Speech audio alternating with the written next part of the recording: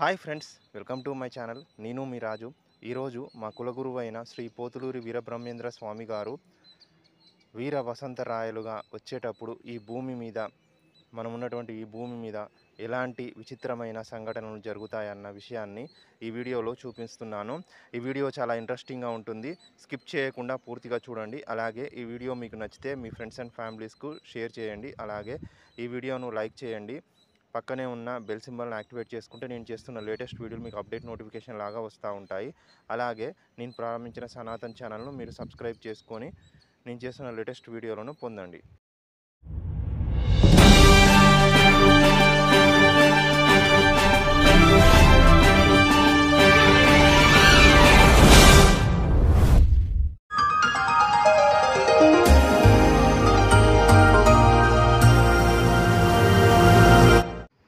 వీర వసంతరాయలు వచ్చే సమయంలో అమావాస్య రోజు చంద్రోదయం అవుతుంది. ఇది ఒక ముఖ్యమైనటువంటి గుర్తు. అంటే అమావాస్య రోజు చంద్రుడు ఉదయిస్తాడు. మనకు సాధారణంగా అమావాస్య నాడు చంద్రుడు కనిపించాడు, కానీ అమావాస్య రోజు చంద్రుడు కనిపిస్తాడు.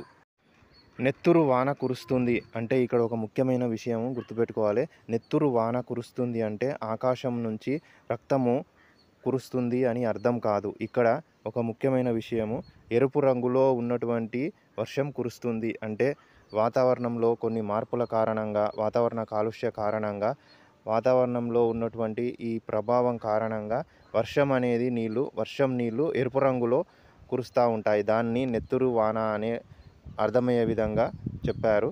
కానీ వాస్తవానికి నెత్తురు వాన కాదు, వర్షపు నీళ్ళు ఎరుపు రంగులో మనకు కురుస్తూ ఉంటాయి. సముద్రాలు పొంగుతాయి అంటే సునామీలు వలన కావచ్చు, లేదా ధ్రువ ప్రాంతాలు, ఉత్తర దక్షిణ ధ్రువ ప్రాంతాలలో ఉన్న మంచు కరగడం ద్వారా కావచ్చు. కారణం ఏదైనా కావచ్చు, సముద్రం నీరు అనేది ఉప్పొంగుతుంది. భూకంపం వచ్చినా, అగ్నిపర్వతం వచ్చినా, సముద్ర గర్భంలో ఉన్న భూకంపాలు వచ్చినా, అగ్నిపర్వతాలు విస్ఫోటనమైనా కూడా సముద్ర జలాలు ఉప్పొంగి సునామీలాగా మనకు సముద్ర తీర ప్రాంతాలను అల్లకల్లోలం చేసి సముద్ర తీర ప్రాంతాలను ముంచేయడం జరుగుతుంది.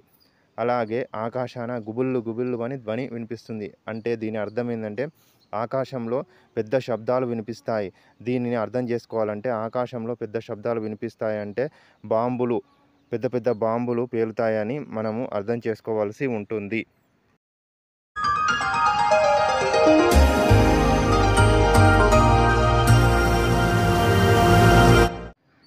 అన్ని కులాలలో ఉన్నటువంటి సజ్జనులను రక్షిస్తాము అంటే దీని అర్థం ఏంటంటే ఈ భూమి మీద ఉన్నటువంటి అన్ని కులాలలో అంటే అన్ని రకాల మనుషులలో ఉన్నటువంటి మంచి లక్షణాలు కలిగి ఉన్నటువంటి మనుషులను కాపాడుతాను అనేటువంటి విషయాన్ని మా కులగురువు చెప్పడం జరిగింది.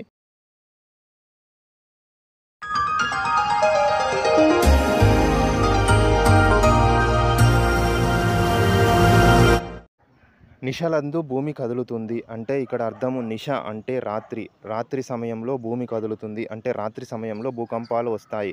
మా కులగురువు వీర వసంతరాయలుగా వచ్చే సమయానికి ముందు రాత్రి సమయాలలో భూకంపాలు వస్తాయి అనే విషయాన్ని తెలియజేయడం జరిగింది.